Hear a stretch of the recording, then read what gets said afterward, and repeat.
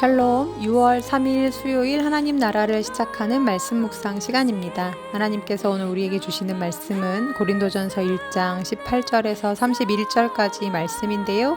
작년 남자 이순 김광규 집사님께서 말씀을 봉독해 주시겠습니다. 하나님의 말씀을 경청하십시오. 십자가의 도가 멸망하는 자들에게는 미련한 것이요 구원받은 우리에게는 하나님의 능력이라. 기록된 바 내가 지혜 있는 자들의 지혜를 멸하고 총명한 자들을 총명을 펴리라 하였으니 지혜 있는 자가 어디 있느냐, 선비가 어디 있느냐, 이 세대의 변론가가 어디 있느냐. 하나님께서 이 세상의 지혜를 미련하게 하신 것이 아니냐. 하나님의 지혜에 있어서는 이 세상 자기 지혜로 하나님을 알지 못하므로 하나님께서 전도에 미련한 것으로 믿는 자들을 구원하시기를 기뻐하셨도다. 유대인은 표적을 구하고 헬라인은 지혜를 찾으나 우리는 십자가에 못 박힌 그리스도를 지나니 유대인에게는 거리끼는 것이요 이방인에게는 미련한 것이로되 오직 부르심을 받은 자들에게는 유대인이나 헬라인이나 그리스도의 하나님의 능력이요 하나님의 지혜니라. 하나님의 어리석음이 사람보다 지혜롭고 하나님의 약하심이 사람보다 강하니라. 형제들아 너희를 부르심을 보라. 육체를 따라 지혜로운 자가 많지 아니하며 능한 자가 많지 아니하며 문볼 좋은 자가 많지 아니하도다. 그러나 하나님께서 세상에 미련한 것들을 택하사 지혜 있는 자들을 부끄럽게 하려 하시고 세상에 약한 것들을 택하사 강한 것들을 부끄럽게 하려 하시며 하나님께서 세상에 천한 것들과 멸시받는 것들과 얻는 것들을 택하사 있는 것을 피하려 하시나니 이는 아무 육체도 하나님 앞에서 자랑하지 못하게 하려 하심이라. 너희는 하나님으로부터 나서 그리스도 예수 안에 있고 예수는 하나님으로부터 나와서 우리에게 지혜와 의점과 거룩함과 구원함이 되셨으니 기록된 바 자랑하는 자는 주 안에서 자랑하라 함과 같이 하려 함이라. 아멘. 도널드 맥컬로우의 내가 만든 하나님이라는 책이 있습니다. 이 책에서 맥컬로우는 인간은 하나님을 믿지 않는 것보다 자기에게 다루기 쉬운 하나님으로 축소시키는 죄를 더 자주 범한다라고 말하는데요. 그래서 현대 교회의 가장 큰 문제를 한마디로 하나님의 축소화라고 정의했습니다. 즉, 하나님을 하나님으로 경외하지 않고 내가 이해할 수 있는 크기, 내가 통제할 수 있는 범위 안으로 끌어내려서 온 우주에 두렵고 거룩하신 주권자가 아니라 내 행복과 성공을 위해 봉사하는 길들여진 신쯤으로 전락시켜 버렸다는 것입니다. 때론 하나님을 내 교리 안에 가두고, 때론 내 경험 안에 가두고, 내 정치적, 사회적 입장 안에 가두고, 내 신념과 편견 안에 가두면서요.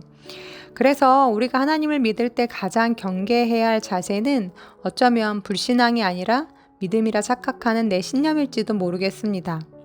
이스라엘도 그랬습니다. 그들은 하나님이 법궤 안에 계신다고 생각했습니다. 법궤만 있으면 그래서 무조건 이긴다라고 생각했죠.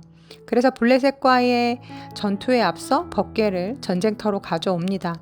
하지만 하나님은 그 전쟁에서 그들의 신념을 완전히 깨트리시고 법궤가 블레셋으로 넘어가도록 내주시죠. 왜일까요? 하나님은 법궤 안에 갇혀 계시는 분이 아니기 때문입니다. 하나님은 사람이 조종할 수 있는 신도 아니고 특정 민족의 전유물도 아니셨습니다. 하나님은 스스로 계시는 하나님이시고 스스로 뜻하시고 움직이시는 살아계신 하나님이셨습니다. 이스라엘로 인해 그들이 착각하고 있는 여호와 하나님을 바로 알려주시기 위함이었죠. 성전도 마찬가지였습니다. 이스라엘은 예루살렘 성전은 절대 무너지지 않을 것이라고 믿었습니다. 하나님이 자신들의 체제와 안전을 영원히 보장해 주실 것이라고 믿었죠. 그러나 하나님은 스스로 그 성전을 무너뜨리십니다. 자기 스스로가 수치를 당하시고 자기 백성들을 열방 가운데로 흩으시죠. 왜일까요? 하나님은 이스라엘이 맹신했듯 성전 안에만 갇혀 계신 분이 아니었기 때문입니다. 예루살렘에만 머무는 지역 신이 아니라 온 세상의 주인이셨기 때문입니다. 이처럼 인간은 끊임없이 하나님을 자기의 틀 안에 가두려고 합니다. 내 신념 안에, 내 교리 안에, 내 경험 안에, 내 뜻과 방식 안에요. 그런데 오늘 바울은 이야기합니다. 하나님은 인간이 만든 틀 안에 절대 갇히시지 않는다고 말입니다. 유대인들은 기적을 원했습니다. 이스라엘을 로마로부터 구원해 다윗 왕국의 영광을 회복시켜줄 강하고 영광스러운 메시아를 기대했죠. 특별히 신명기 21장 23절의 말씀처럼 나무에 달린 자는 저주받은 자라고 생각을 했기 때문에 십자가에 달린 메시아라는 것은 논리적으로 말이 안 되는 일이었습니다. 그래서 그들에게 십자가는 거리끼는 일이었죠. 헬라인들도 마찬가지입니다. 그들은 하나님이란 육신과는 거리가 먼 완전한 지혜와 이성의 존재라고 생각했습니다. 그런데 그런 하나님이 악하고 이 하찮은 육신을 입고 이 땅에 오시어 사형틀에서 무력하게 죽었다는 것은 도저히 받아들일 수 없는 어리석은 일이었고 미련한 일이었습니다. 그런데 바울은 말합니다. 인간의 지혜로는 하나님을 알 수 없다고요. 오히려 인간의 판단에 어리석고 미련해 보이는 그 말도 안 되는 십자가 안에 하나님의 참 지혜가 드러난다고 선언합니다. 사람들은 하나님이라면 절대 십자가에 달릴 수 없다고 생각했습니다. 자신들의 생각과 기대와 완전히 다른 하나님을 보고 하나님이 아니라고 판단했죠. 하지만 하나님은 그들의 잘못된 신념을 십자가라는 가장 어리석어 보이는 방법으로 깨트리셨습니다. 하지만 그것은 하나님이 틀린 것이 아니었습니다. 그들이 틀린 것이었죠. 그들의 하나님 이해가 처음부터 잘못된 것이었습니다. 하나님은 인간 위에 군림하시며 힘으로 굴복시키시는 왕이 아니라 처음부터 인간에게 자유를 내어주신 사랑의 하나님이셨습니다.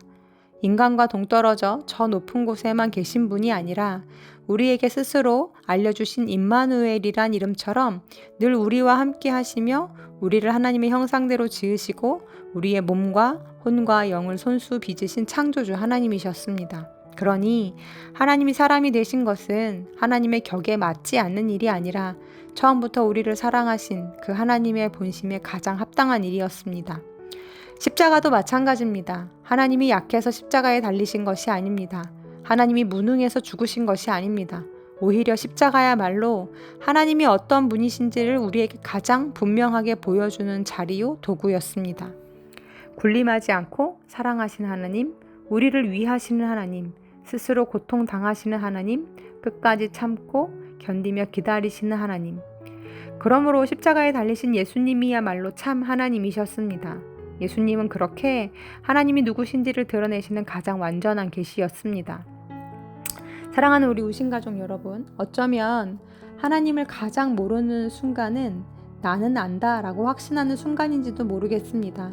내가 가진 너무나도 강력한 신념, 내가 옳다고 믿는 교만한 확신, 불완전하고 편협한 지식이 오히려 하나님의 하나님 되심을 가로막을 수 있습니다.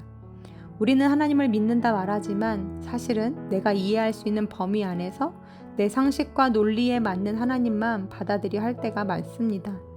그래서 하나님이 내 기대와 다르게 일하시면 실망하고 내 계산 밖의 길로 인도하시면 틀렸다고 판단하고 십자가처럼 약하고 미련해 보이는 하나님의 방식을 견디지 못합니다. 그러나 복음은 내가 하나님을 판단하는 자리에 서는 것이 아니라 내 기준과 신념이 무너진 자리에서 비로소 하나님을 하나님으로 만나게 되는 사건입니다. 그래서 십자가는 하나님의 능력을 드러내기 전에 먼저 인간의 교만한 지혜를 무너뜨립니다. 그렇다면 여러분은 하나님을 얼마나 알고 계십니까? 혹시 이스라엘이 법궤 안에 하나님을 가두어 두었던 것처럼 성전에 하나님을 묶어두었던 것처럼 오늘 십자가를 멸시한 유대인들과 이방인들처럼 우리도 하나님을 내 좁은 틀 안에 가두어 두고 있지는 않으십니까? 신앙의 길을 걸어가며 그 크신 하나님, 살아계신 하나님, 인격적이시며 무엇보다 사랑의 본질을 가지신 하나님을 내 작은 지식과 경험 속에 가두려는 그 교만과 어리석음을 내려놓고 다 알래야 알 수 없지만 그 하나님의 본질과 본성을 좋으신 하나님 아버지를 더 깊이, 더 넓게, 더 온전하게 알아가는 저와 여러분이 되시기를 간절히 소망합니다. 아멘. 말씀을 마쳤습니다. 함께 기도하겠습니다. 하나님, 어리석은 우리가 어찌 그 크신 하나님의 하나님 되심을 온전히 다 이해하고 헤아릴 수 있겠습니까?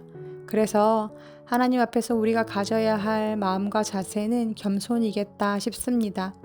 다 이루었다 함도 아니고 또 다 붙잡았다 함도 아닌 오직 주님께 붙잡혀 걸어가는 이 신앙과 믿음의 여정 속에서 우리의 교만한 눈과 또 완고한 신념을 버리고 하나님의 하나님 되심을 겸손히 알아가기 원합니다.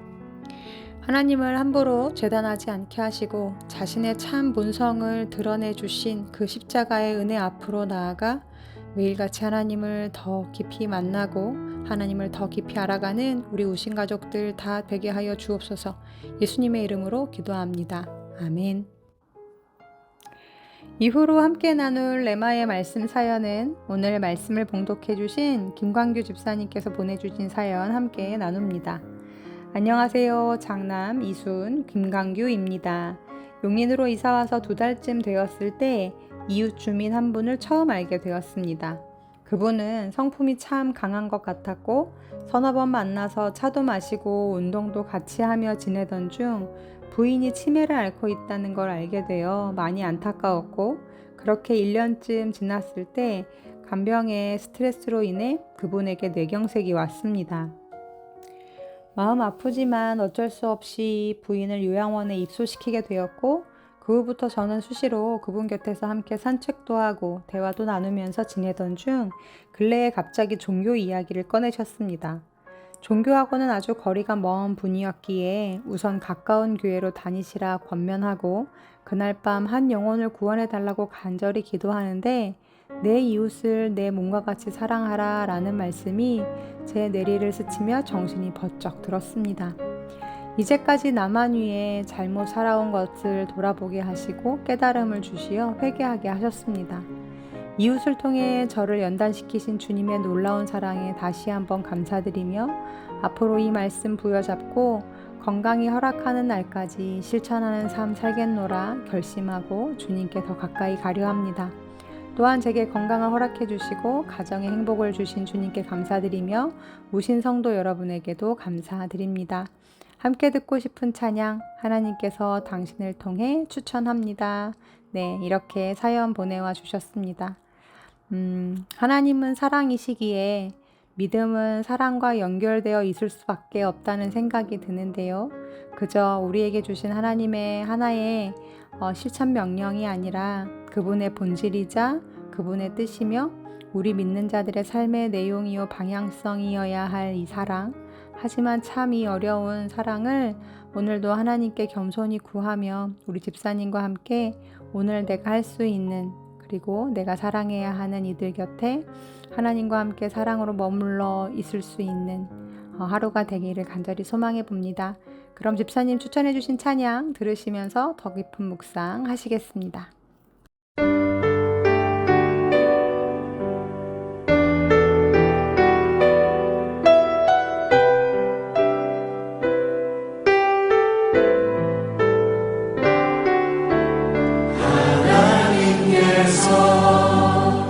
당신을 통해 내 마른 땅에 샘물나게 하시길 가난한 영혼 목마른 영혼 당신을 통해 주 사랑하기 원하네.